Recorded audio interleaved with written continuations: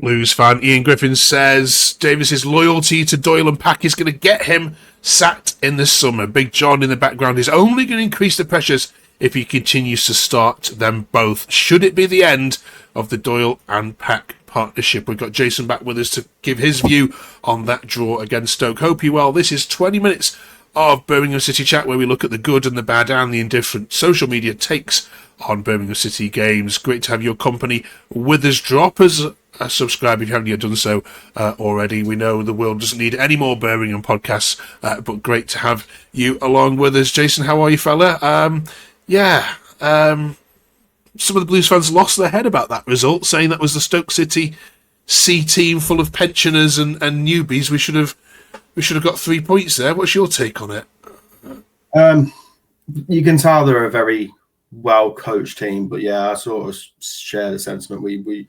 You've got to be winning at home, especially to a Stoke side that are missing as many players as they are. We've got to be winning that. If you want to look at playoffs, you've got to be winning. Simple as that. Yeah.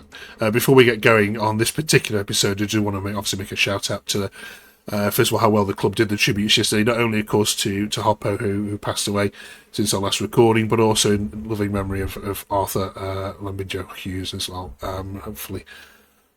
Hopefully all the proceeds that are raised and all the goodwill going to the charities raised in both their honours.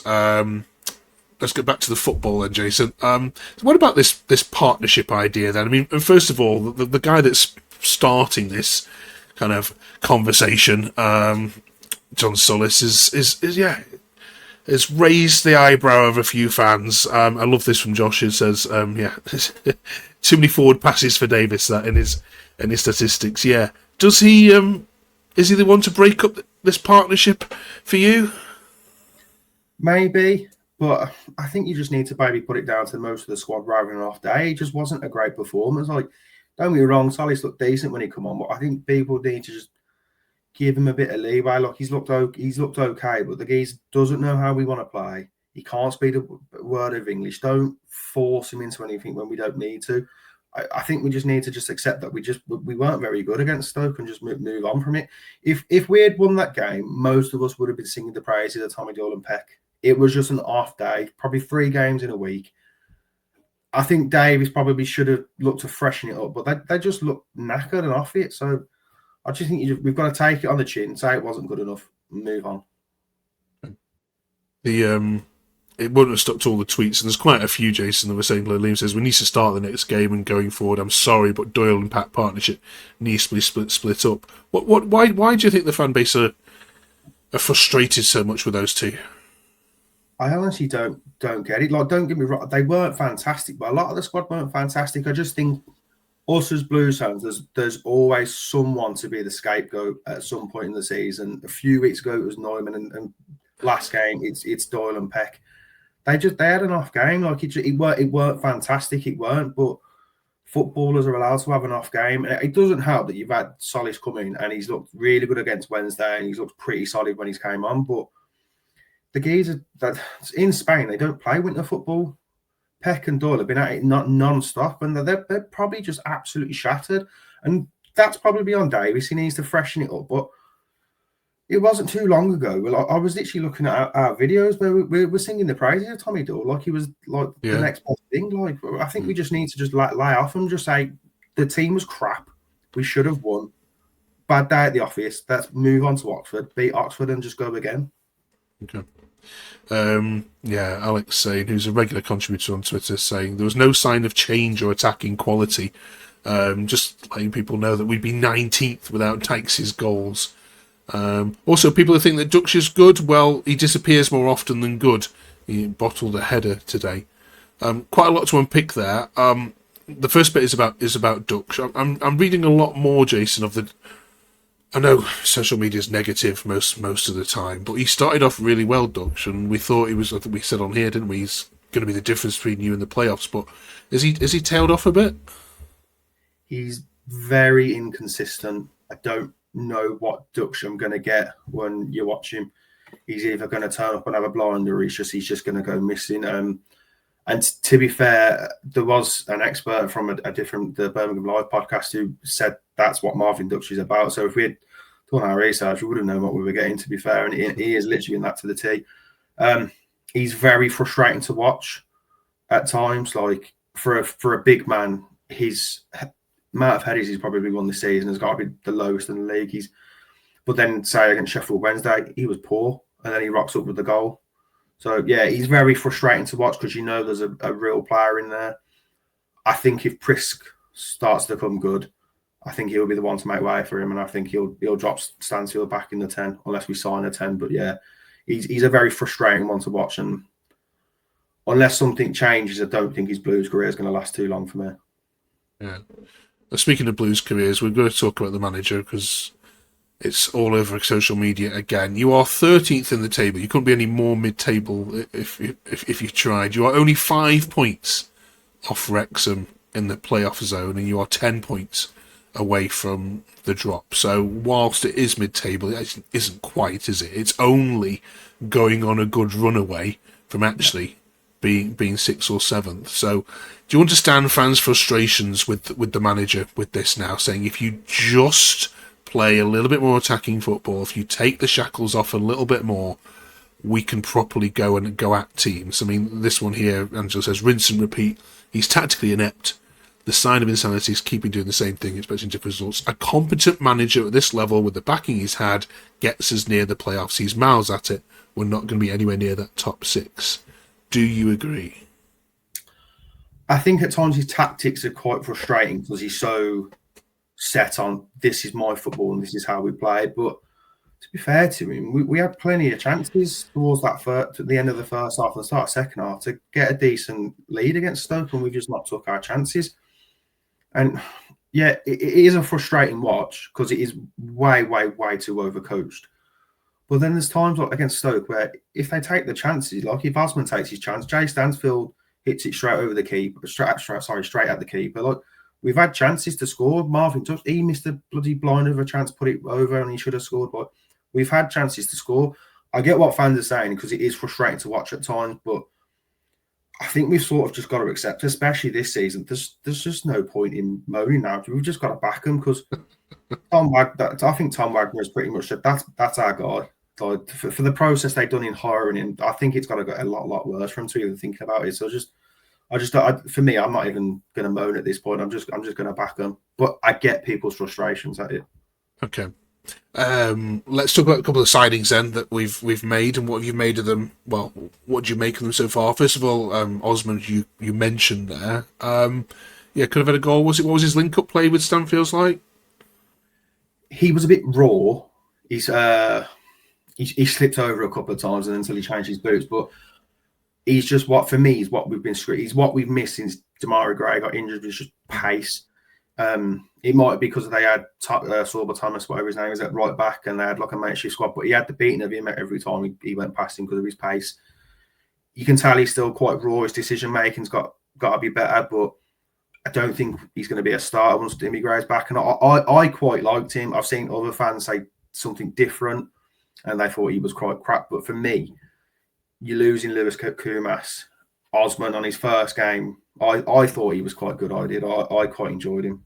And for me, when he got subbed, I couldn't understand it whatsoever. I was really annoyed at him being subbed, to be honest, because he had the beating of Sorba Thomas at right back. Since we last spoke, you've also signed another striker, Danish striker August Prisk. I'm not going to pretend to know too much about him. What do you know? From his clips on YouTube, he looks like a YouTube makes him look like Messi, to be fair. Yeah. From the brief little bit we watched of him, he looked like he worked his socks off. He's going to have a little bit to learn, but I like what I see of him. Hopefully, he can settle in quick enough. I just hope we as a club give him the time, because he's 21 and he's got to learn. Just give him the time to settle in, and fingers crossed it comes good for us. Okay. And then we hear that Sarmiento is possibly coming in as well. Is that something you'd welcome?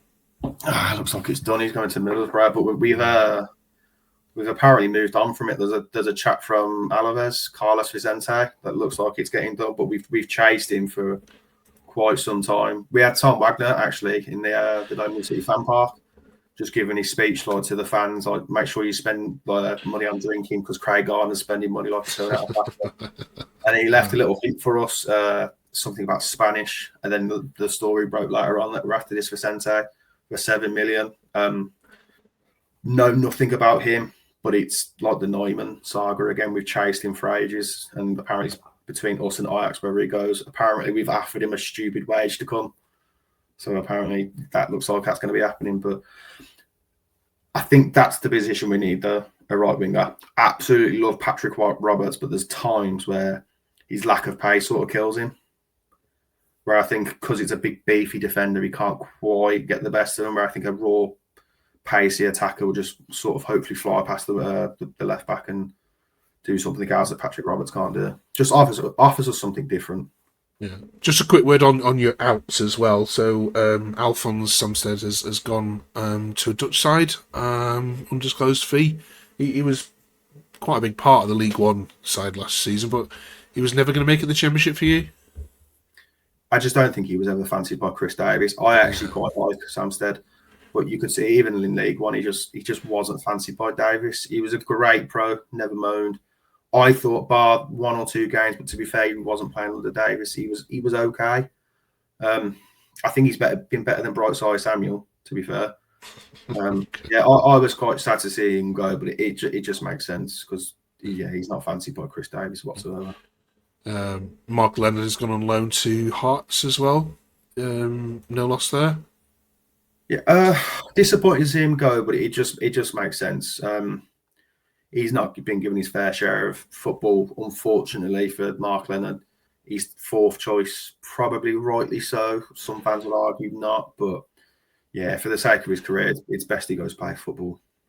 Any other rumours you're hearing or things that you desperately need before we slam shut the window next Monday? We definitely need a left centre-back. Apparently, they're looking for a left-footed centre-back to be specific. That needs to happen because currently we have 2 fit centre-backs because Jack Robinson's injured. I would like to see us go get a 10, a real number 10, because Jay Stansfield's not it and Marvin Duk is not it. Willem Williamson as the 10 as well. He's shocking. I wouldn't mind seeing him go out the door. And then, a pacey right winger, and I'd be happy with the window we've had. Okay.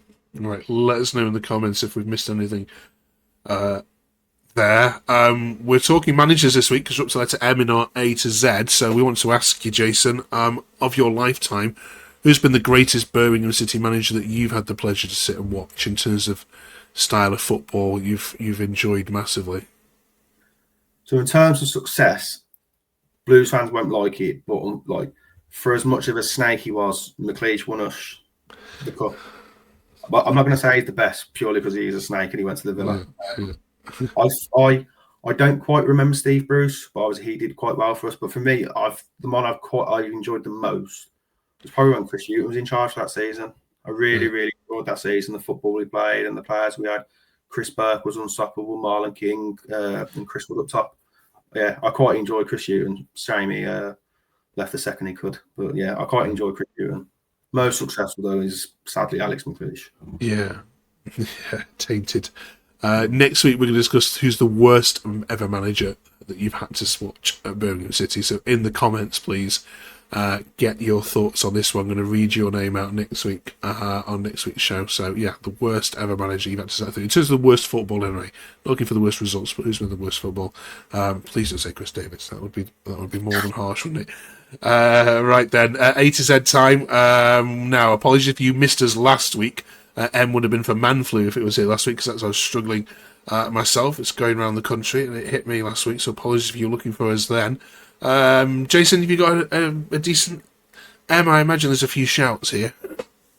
M, off the top of my head. I should have thought about this before I came on. The only player right away is Mario Malchiot, but there's going to be better than Mario Malchiot, 100%.